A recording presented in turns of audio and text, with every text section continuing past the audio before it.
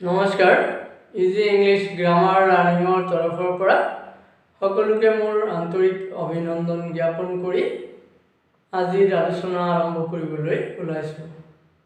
ছাত্ৰ ছাত্ৰীসকল, আজি আমি এটা সম্পূৰ্ণ নতুন বিষয় সম্পৰ্কে আলোচনা কৰিম আৰু আমাৰ আজিৰ আলোচ্য বিষয় হৈছে নেৰেশ্যন বা উক্তি বা তাক স্পিচ বুলিও কোৱা হয়। এতিয়া চোৱা, আমি প্ৰথমে জানি লওঁ হোৱাট ইজ নেৰেশ্যন বা নেৰেশ্যননো কি।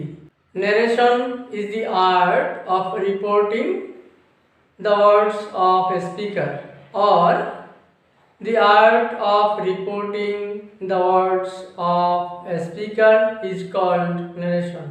অৰ্থাৎ নেৰেশ্যন হৈছে বক্তাৰ বক্তব্যৰ অৰ্থৰ কোনো ধৰণৰ পৰিৱৰ্তন নকৰাকৈ নিজৰ ভাষাত প্ৰকাশ কৰা কলা। এতিয়া চোৱা, আমি এটা উদাহৰণ লৈছোঁ। ধৰা হ'ল ৰাকেশ নামৰ লোক এজনে বা বক্তা এজনে কয়, আই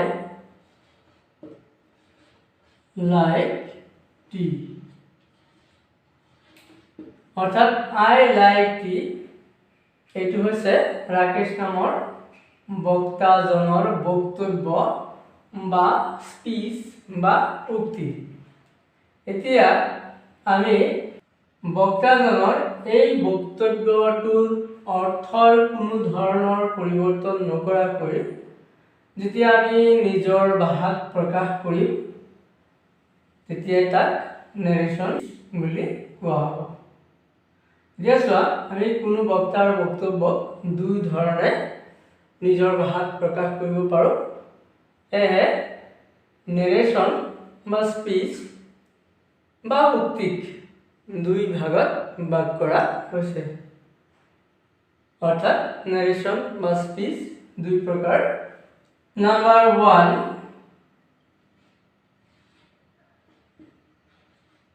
ডাইৰেক্ট নেৰেশ্যন বা ডাইৰেক্ট স্পিচ, অৰ্থাৎ প্ৰত্যক্ষ উক্তি। এতিয়া চোৱা, আমি এই উদাহৰণটো অৰ্থাৎ ৰাকেশ নামৰ বক্তাজনৰ এই বক্তব্যটোক আমি এনেধৰণেও নিজৰ ভাষাত প্ৰকাশ কৰিব পাৰোঁ। তাৰ কাৰণে প্ৰথমে আমি স্পিচ বা উক্তিটো কাৰ তাক বুজাবলৈ আমি এনেকৈ লিখিব লাগিব, ৰাকেশ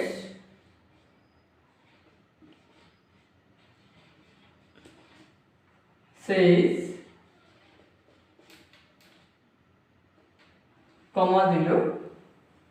আৰু যিহেতু ৰাকেশৰ বক্তব্য আছিল আই লাইক টি, আমি ৰাকেশৰ বক্তব্যৰ কোনো ধৰণৰ পৰিৱৰ্তন নকৰাকৈ এজ ইট ইজ বা হুবহু উল্লেখ কৰিও নিজৰ ভাষাত প্ৰকাশ কৰিব পাৰোঁ।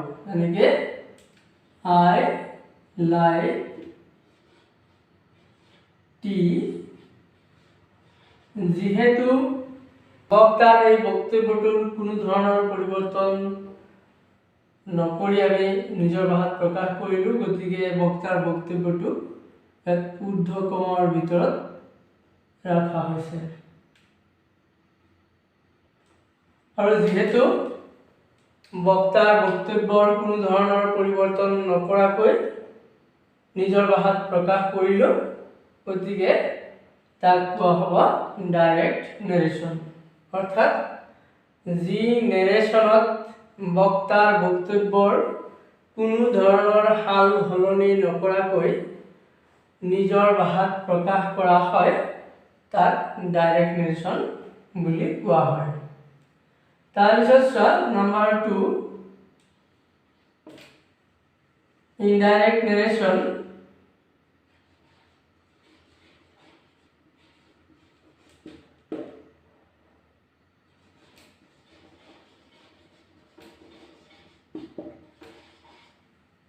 বা ইনডাইৰেক্ট স্পিচ বা পৰোক্ষ উক্তি।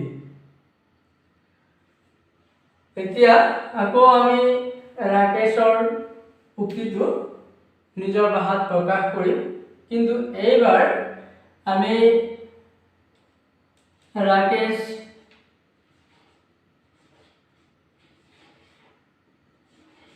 says এইখিনি আমি বক্তাক বুজাবলৈ ব্যৱহাৰ কৰিলো।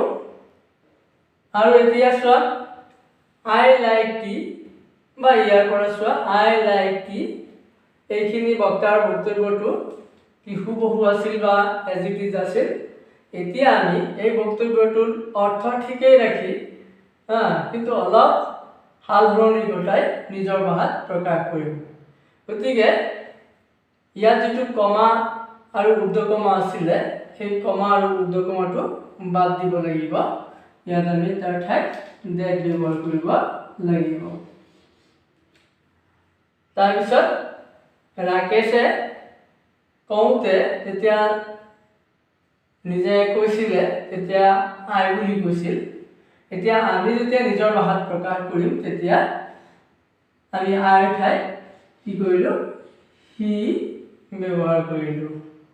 তাৰপিছত লাইক আছিলে, যিহেতু হি থাৰ্ড পাৰ্চন ছিংগুলাৰ নাম্বাৰ, গতিকে লাইকৰ পিছত কি হ'ল, এছ এটা যোগ দিলোঁ, তাৰপিছত হি। অৰ্থাৎ ইয়াত আমি কি কৰিলোঁ, বক্তাৰ বক্তব্যৰ অৰ্থটো ঠিকেই ৰাখিলোঁ, বক্তব্যটোৰ অলপ সাল সলনি ঘটাই নিজৰ ভাষাত প্ৰকাশ কৰিলোঁ।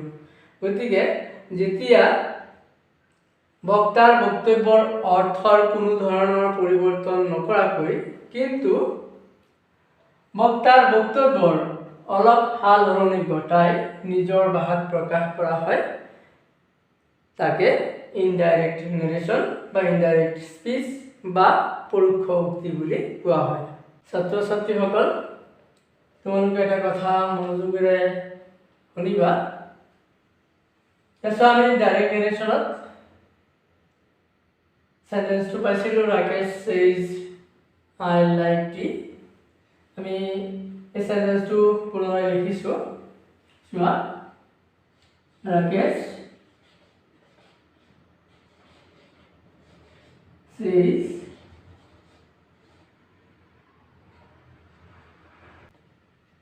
I like tea।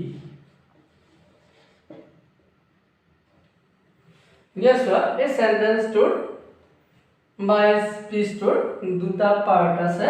এটা ৰাকেশ says, যেহেতু ইয়াৰ আমি ৰিপৰ্টটো আৰম্ভ কৰিলোঁ, গতিকে ইয়াক কোৱা হয় ৰিপৰ্টিং স্পিচ। আৰু ঊৰ্ধ্বকমাৰ ভিতৰত যিটো আছিল আই লাইক টি, এই স্পিচটোৰ নাম হৈছে ৰিপৰ্টেড স্পিচ।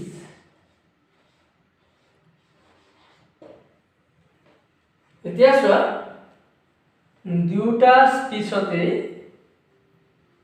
একোটাকৈ ভাৰ্ব আছে। ইয়াৰ ৰিপৰ্টিং স্পিচত ভাৰ্ব আছে says। যেহেতু ৰিপৰ্টিং স্পিচত আছে, গতিকে স্পিচৰ নাম অনুসৰি ভাৰ্বটোৰ নাম দিয়া হৈছে ৰিপৰ্টিং ভাৰ্ব।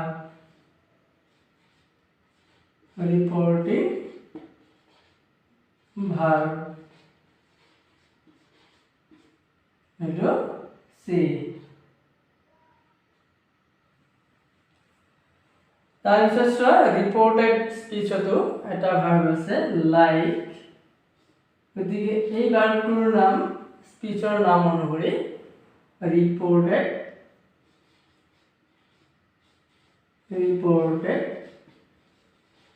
ভাৰ্ব বুলি কোৱা হয়।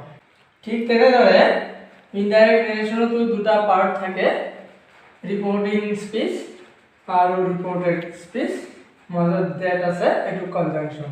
ছাত্ৰ ছাত্ৰীসকল, আশা কৰোঁ তোমালোকে এইখিনি কথা ভালদৰে বুজি পাইছা।